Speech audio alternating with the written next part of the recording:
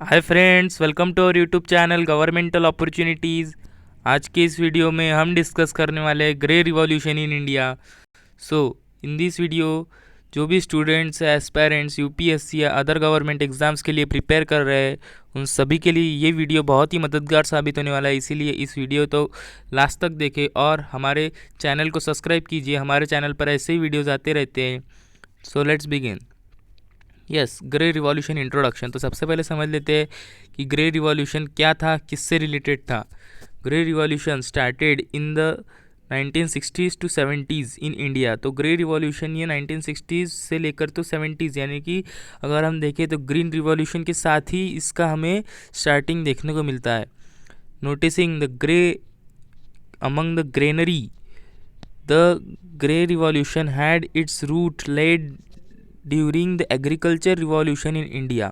तो अगर हम देखें तो जो ग्रीनरीज में हमें ग्रे कलर चारों तरफ देखने को मिलता था, उससे ही ये इंस्पायर्ड है। और इसके रूट्स हमें कहाँ देखने को मिलते हैं, जब इंडिया में एग्रीकल्चर रिवॉल्यूशन आया था, यानी कि ग्रीन रिवॉल्यूशन जब आया था तभी ये ग्रे रिवॉल्यूशन की शुरुआत हमें देखने को मिलती है, ग्रीन रिवॉल्यूशन के साथ ही। After India was successful in increasing the higher yield varieties of seed, the grey revolution focused on the use of fertilizer to boost the growth। तो जब ग्रीन रिवॉल्यूशन की मदद से जब हमने हायर यील्डिंग वेराइटीज़ के जो सीड्स है ये डेवलप कर लिए, तब ग्रे रिवॉल्यूशन ने उसका साथ दिया, किसमें, तो ग्रोथ बढ़ाने के लिए, with the help of fertiliser को यूज़ को बूस्ट करने के लिए। तो ये दोनों ग्रे रिवॉल्यूशन और ग्रीन रिवॉल्यूशन हम कह सकते हैं कि भाई भाई है, और इन्होंने साथ में चलकर इंडिया की एग्रीकल्चर में बहुत बड़ा अपना योगदान दिया है। The after math of green revolution had certain drawback and the grey revolution helped rectify the faults. तो जब ग्रीन रिवॉल्यूशन शुरू था उसमें कुछ ड्रॉबैक्स थे, और उन ड्रॉबैक्स को पूरा करते हुए ग्रे रिवॉल्यूशन ने मदद किया है। वही फॉल्ट्स ग्रे रिवॉल्यूशन में भरे हैं, उसमें उसके ठीक किया है। देन ऑब्जेक्टिव, तो ये क्यों लाया गया था, क्या इसके पीछे ऑब्जेक्टिव्स रहे थे। The main objective of the grey revolution were to overcome the drawback of green revolution which were.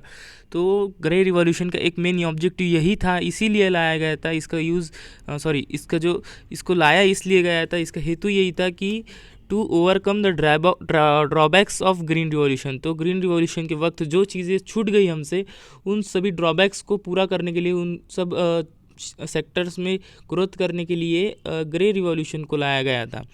The rice, तो वो जो ग्रीन रिवॉल्यूशंस में जो ड्रॉबैक्स रह गए थे वो हम समझ लेते हैं।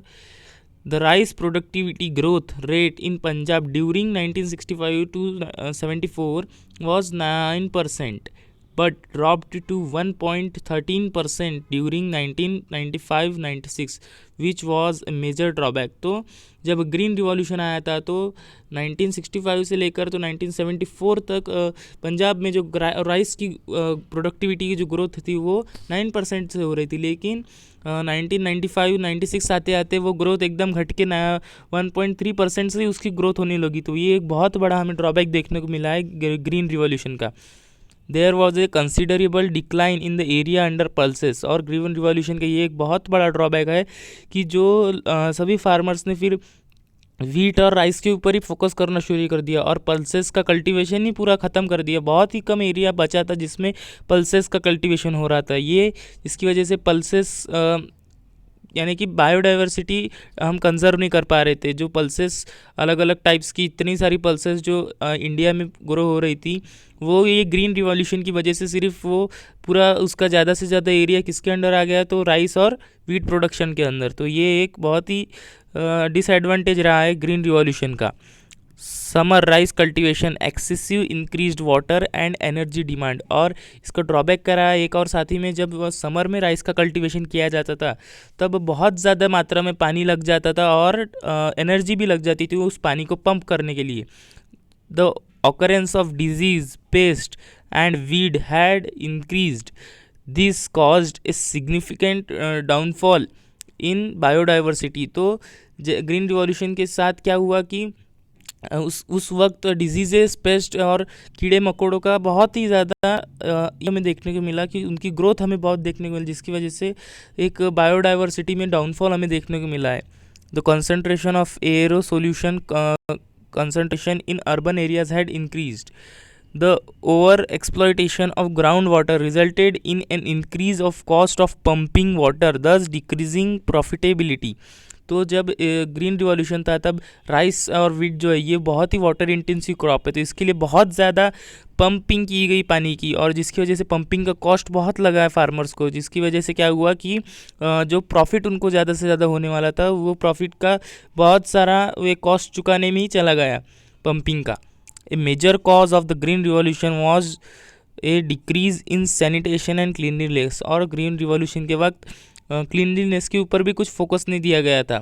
इन सभी ड्रॉबैक्स को भरने के लिए ग्रे रिवॉल्यूशन को लाया गया था. देन स्ट्रेटजीज, तो क्या स्ट्रेटजीज अपनाई गई? To have a diversification of livestock, horticulture, aquaculture, pulses and oil seeds. तो क्या किया गया कि जो लैंड सिर्फ राइस और वीट के अंडर गया था उसको ऐसा ना होते हुए इन सारे सेक्टर्स को भी फिर बाद में बढ़ावा दिया गया ग्रे रिवॉल्यूशन के अंडर. कौन कौन सी? हॉर्टिकल्चर यानी कि fruit and honey, then aquaculture यानी कि fishery sector, and the pulses and oil seed. इन चारों सेक्टर्स को भी फिर बाद में बढ़ावा दिया गया जिससे कि हमारी बायोडाइवर्सिटी कंजर्व रहे. Then this revolution bridge yield gap and accelerated productivity and growth. तो इस रिवॉल्यूशन की वजह से जो हमारी इंडिया की सॉइल की प्रोडक्टिविटी बहुत ही कम हो गई थी उसको बढ़ाने में मदद की, और एकदम बूस्ट कर दिया इसने ग्रोथ को, एक्सीलरेट कर दिया इसने प्रोडक्टिविटी और ग्रोथ को इंडिया की जो फूड क्रॉप्स है इसकी. This revolution also lay emphasis on climate smart agriculture implementation. Then the use of genetic engineering is used along with biotechnology. तो इस वक्त बायोटेक्नोलॉजी का भी इस्तेमाल किया गया था जेनेटिक इंजीनियरिंग के साथ. The integrated approach of biosecurity was implemented which include analysis of the risk factor of food safety. तो इस वक्त एक ये भी देखा गया कि फूड सिक्योरिटी के ऊपर ज़्यादा ध्यान दिया गया, जिससे कि जो खाने से होने वाली जो बीमारी थी लोगों को जो हो रही थी ज़्यादा पेस्टिसाइड्स वगैरह का यूज़ करके, इसके ऊपर सारे ध्यान दिया गया कि ऐसा ना हो करके. Farmers were provided the education through the farmer field school approach. Facilities for farmers to access the modern technology and professional management in farming sector should be implemented. तो इस वक्त क्या किया गया है? तो फार्मर्स को थोड़ा बहुत नॉलेज दिया गया है कि कैसी फार्मिंग की जाती है, कितना फर्टिलाइजर्स का यूज़ किया जाता है.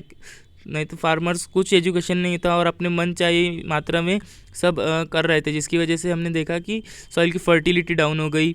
ये सब लैक ऑफ नॉलेज की वजह से फार्मर्स ऐसा कर रहे थे. तो उनका इस रिवॉल्यूशन के दौरान यही ध्यान दिया गया कि फार्मर्स को थोड़ा बहुत एजुकेशन दिया गया उस सेक्टर में कि कैसे सब फार्मिंग के मेथड्स को, मॉडर्न टेक्नोलॉजी और प्रोफेशनल मैनेजमेंट को अपनाना चाहिए. ये सब इम्प्लीमेंट किया गया.